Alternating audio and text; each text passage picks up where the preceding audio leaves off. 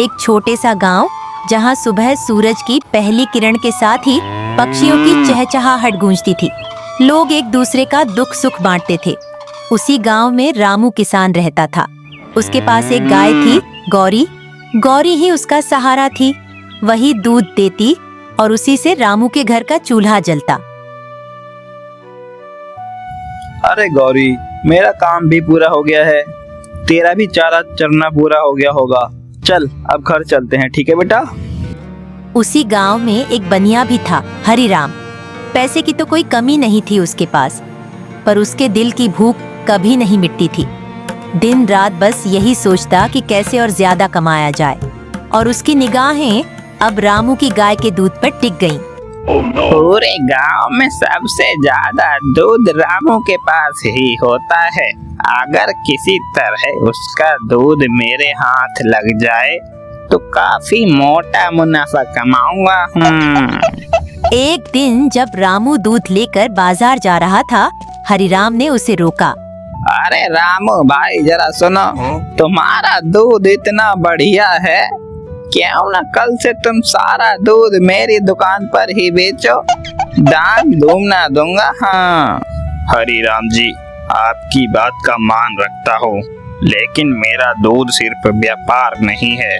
गांव के बच्चे, औरतें और बूढ़े सब उसी पर निर्भर हैं। मैं लालच में आकर उनका हक नहीं छीन सकता। रामू ने बड़ी शांति से पर सख्ती के साथ इनकार कर दिया।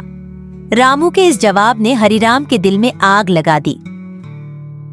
अरे चंदू, मेरी बात सुन। उसने अपने नौकर को बुलाकर धीरे से कहा, आज रात रामू की गाय को चारा खिलाना, ऐसा चारा जिसमें मिलावट हो। नौकर ने आदेश मान लिया। ठीक है मालिक, अब देखना मेरा कमाल, मैं क्या करता हूँ।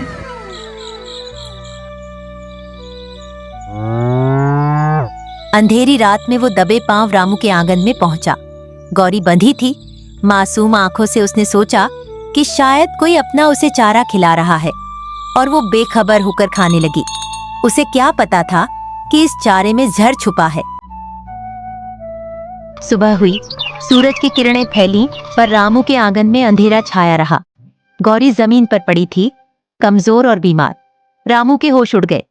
उसकी सबसे बड़ी ताकत, उसका सहारा, जैसे अचानक ढह गया हो। अरे गौरी, क्या हुआ तुझे? कल शाम तक तो बिल्कुल ठीक थी, अचानक क्या हो गया तेरी तबीयत को? गांव वाले भी इकट्ठा हो गए। सबकी आंखों में चिंता थी, क्योंकि रामू की गाय सिर्फ उसका सहारा नहीं, पूरे गांव का आधार थी। तभी गांव का एक बच्चा दौड़ता हुआ आया। अरे रामू काका, रात को मैंने बनिए की नौकर को अपनी गौरी को कुछ खिलाते हुए देखा था। उसने सबको चौंका दिया। बच्चे ने बताया कि उसने पिछली रात हरिराम के नौकर को रामू की गाय के पास देखा था, हाथ में चारा लिए। अच्छा, तो इस सब के पीछे उस लालची बनिए का हाथ है। अब राज खुल चुका था। भीड़ गुस्से से उबल पड़ी और सब सीधे बनिए की दुकान पर पहुंच गए।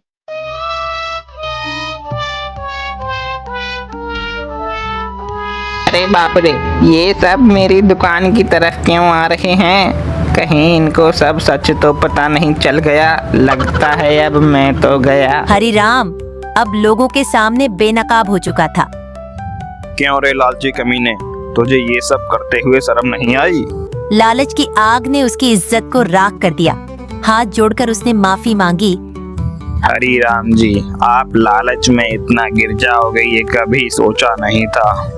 मुझे माफ कर दो, मैं लालच में अंधा हो गया था।